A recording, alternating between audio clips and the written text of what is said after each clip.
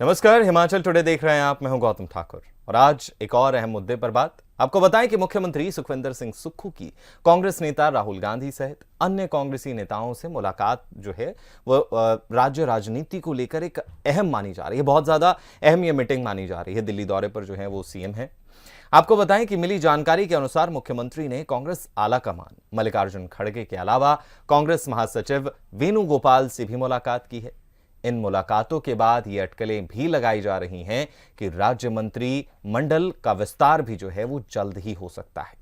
इसके अलावा मुख्यमंत्री राज्य की नगर निगमों और साथ ही साथ पार्षदों में खाली पड़े अध्यक्षों और उपाध्यक्षों के पदों को भी भर सकते हैं।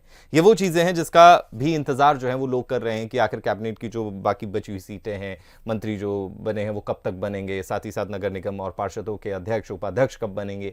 इन तमाम चीजों पर भी सवाल निशान जो है वो अभी भी कायम है और इंतजार हो रहा है कि आखिर इनका कब समाधान होगा। और इन मुलाकातों से कई मायने निकाले जा रहे हैं। इन मुलाकातों के एग्जैक्ट क्या मायने हैं, एक्सपीरियंस्ड लोगों से जानते हैं, तजुर्बेकार लोगों से जानते हैं। और हमारे साथ हमारे स्थानीय संपादक विजयपुरी जी जुड़ चुके हैं। नमस्कार सर। हाँ, नमस्कार गौतम। सर, इस मीटिंग के जो लगातार दिल्ली में मुलाकातों का दौर जारी है, क्या मायने निकाले जाएं कि राजनीति में क्या कुछ हलचल आने वाले दिनों में हो सकती है इससे?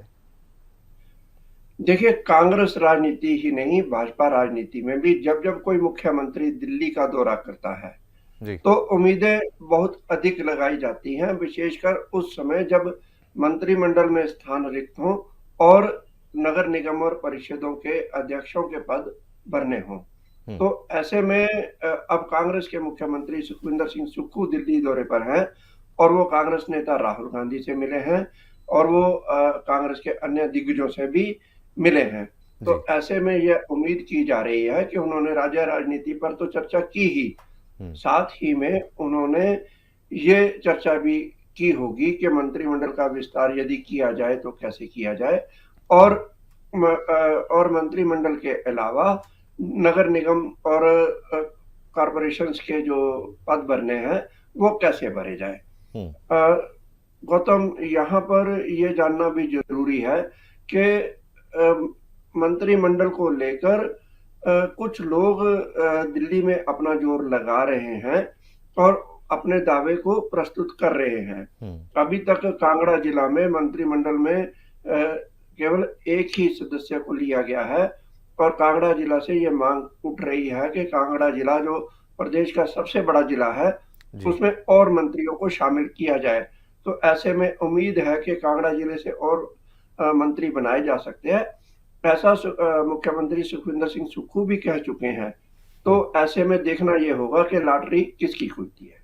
हाँ सर, तीन तीन सीटें बची हैं। क्या लगता है दावेदार कौन कौन है? आपको अगर आपको किसी को ये सीट्स देनी होती या नंबर देने होते तो कौन इस दौड़ में आपको आगे नजर आते हैं?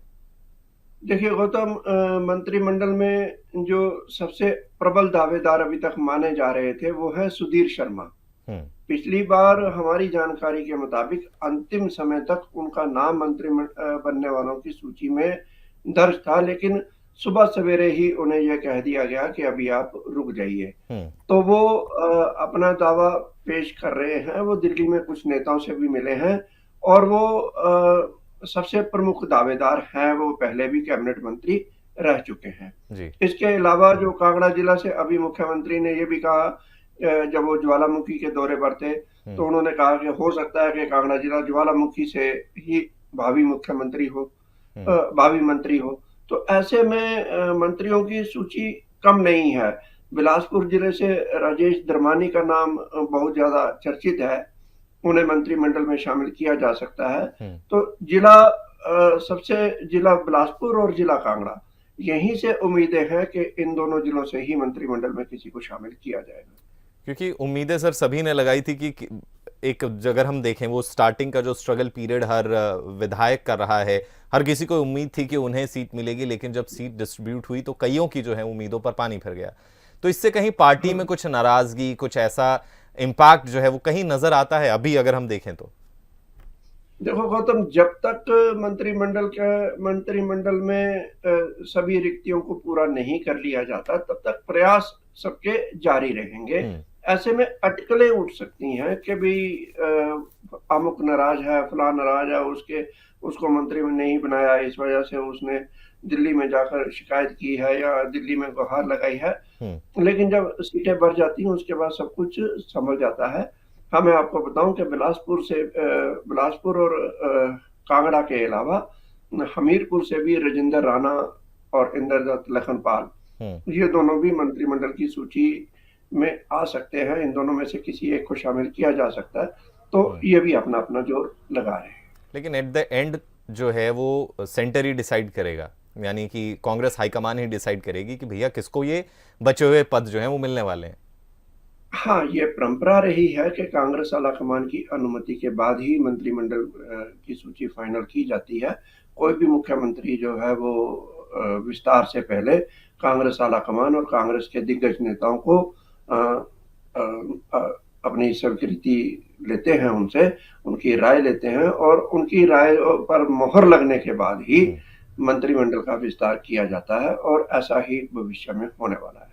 तो ये तो सर बात रही राजनीति की। अब बात करते हैं हिमाचल के फायदे की कि आखिर सीएम सुक्खू के इस दौरे से हिमाचल को क्या फायदा हो सकता है आने वाले दिनों में। देखिए गौतम, सुखविंदर सिंह सुक्खू कई केंद्रीय नेताओं से मिले हैं। सबसे पहले तो उन्होंने ऊर्जा मंत्री से मुलाकात करी है और ऊर्जा मंत्री से शानन विद्युत परियोजना और भाखड़ा ब्याज प्रबंधन बोर्ड में 7.9% का अपना हिस्सा मांगा है। तो ये एक अहम मुलाकात कही जा सकती है। इसके अलावा वो पर्यटन मंत्री से भी दिल्ली में मिले हैं और उन्होंने राज्य में पर्यटन विस्तार को लेकर भी अनेकों परियोजनाओं पर चर्चा की और कहा है कि अधिक से अधिक सहायता जो पर्यटन मंत्रालय द्वारा हिमाचल सरकार को उपलब्ध करवाई जाए ताकि पोंग बांध या अन्य पर्यटन परियोजनाओं को विकसित किया जा सके। तीसरे, प्रदेश के लिए केंद्रीय विश्वविद्यालय का मामला बहुत लंबे समय से उलझा हुआ है। मुख्यमंत्री ने शिक्षा मंत्री से भी मुलाकात करी है और उन्हें कहा है कि केंद्रीय विश्वविद्यालय की तमाम जो है वो तैयारियां पूरी की जा चुकी हैं राज्य सरकार द्वारा और वो उसमें केंद्रीय विश्वविद्यालय को स्थापित करने में योगदान दिया जाए। तो ये अहम मुद्दे हैं और मुख्यमंत्री ने प्रयास किए हैं। ये प्रयास रंग कब लाते हैं ये देखना होगा, पर उन्होंने गेंद भारत सरकार के पाले में छोड़ दी। शुक्रिया सर तमाम जानकारी के लिए, क्योंकि ये बहुत ज़्यादा अहम चीज़ें हैं कि जब भी दौरा होता है तो उससे क्या कुछ जो है वो हासिल हो सकता है। शुक्रिया सर हमारे साथ जुड़ने के लिए, अहम जानकारी के लिए। जी, तो अब देखना यही होगा कि आखिर होता क्या है, क्योंकि जब भी देश कहा जाए कि राज्य का मुखिया अपने राज्य से बाहर सेंटर की तरफ रुख करता है, बड़े मंत्रियों से मिलता है, सेंट्रल मिनिस्टर से मिलता है, तो राज्य को जो है वो बहुत ज़्यादा उम्मीदें जुड़ जाती हैं कि आखिर हमारे राज्य को क्या कुछ जो है वो मिलने वाला है। तो सीएम सुक्खू जब दिल्ली पहुंचे तो दो तरीके के अटकलें जो है वो तेज हो गई कि पहली चीज कि आखिर जो बचे हुए मंत्री पद हैं वो किसको मिल सकते हैं, क्या उसको लेकर भी डिस्कशन चल रही है, या फिर साथ ही साथ जो है बाकी जो खाली पद हैं उन पर क्या कुछ जो है वो फैसले लिए जा सकते हैं, और दूसरी चीज कि आखिर हिमाचल को आने वाले वक्त में विकास के नाम पर क्या कुछ जो है वो मिल सकता है। अब देखना यही होगा कि सीएम सुक्खू का ये जो दौरा है कितना सफल साबित होता है। फिलहाल के लिए आज के इस खास पेशकश में इतना ही। मुझे यानी गौतम ठाकुर को दीजिए इजाजत और हिमाचल की खास खबरों के लिए बने रहिए हिमाचल टुडे के साथ।